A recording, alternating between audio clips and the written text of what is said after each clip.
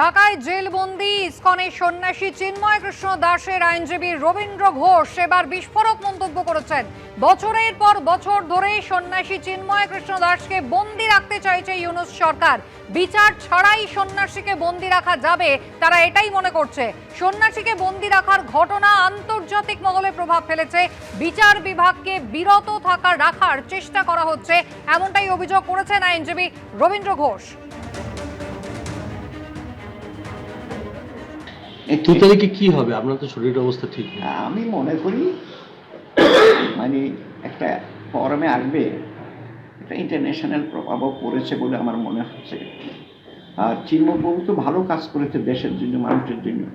তো উনি জেলখানায় থাকবে কেন? ওনার সঙ্গে লয়াররা জেলখানা থাকবে কেন? তার কারণ হলো ওনাকে নিবৃত্ত করা, মানে মানবাধিকার কর্মী বা অন্যান্য যারা লয়ার আছে নিবৃত্ত করা, যাতে করে মামলাটা পরিচালনা করতে না পারে। তারা মনে করেছে যে বছরের পর বছর তাকে জেলখানায় রেখে দেবে উইদাউট এনি বিচার, মানে যারা আমরা যেটা বলি জুডিশিয়াল ইন্টারফিয়ারেন্স থেকে যাতে বিরত রাখা যায়। আমি চেষ্টা করব, অসুস্থতার কারণে যদি যেতে না পারি সেটা অন্য কথা, আমি কিছু লয়ার এঙ্গেজ করে দেবো। আমার মূল কথা হলো আমরা লড়েছি যখন লড়বই।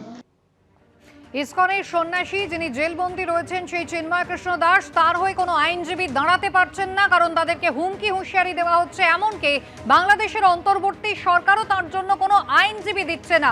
আর এই পরিস্থিতিতে রবীন্দ্র ঘোষ, যিনি বারবার আদালতে গিয়ে লড়াই করার চেষ্টা করছেন চিন্ময় কৃষ্ণ দাসের জন্য, তাকে বারবার হুমকি হুঁশিয়ারি, এমনকি শারীরিক নিগ্রহের মধ্যে পড়তে হচ্ছে। 2রা জানুয়ারি রয়েছে শুনানি। যদি অসুস্থ না থাকেন তাহলে নিজেই যাবেন, রবীন্দ্র ঘোষ বলছেন। আর যদি যেতে না পারেন আইনজীবী ঠিক করে দেবেন। কিন্তু তিনি বলছেন ইউনূস সরকারের উদ্দেশ্য নিয়ে এই প্রশ্ন রয়েছে তার মনে।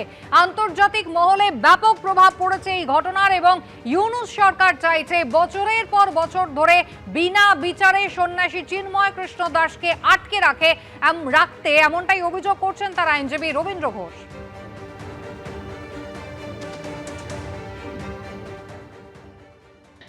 দুই তারিখে কি হবে? আপনার তো শরীরের অবস্থা ঠিক নেই। আমি মনে করি মানে একটা ফরমে আসবে, একটা ইন্টারন্যাশনাল প্রভাবও পড়েছে বলে আমার মনে হচ্ছে। আর চিন্ময়বাবু তো ভালো কাজ করেছে দেশের জন্য, মানুষের জন্য। তো উনি জেলখানায় থাকবে কেন? ওনার সঙ্গে লয়াররা জেলখানা থাকবে কেন?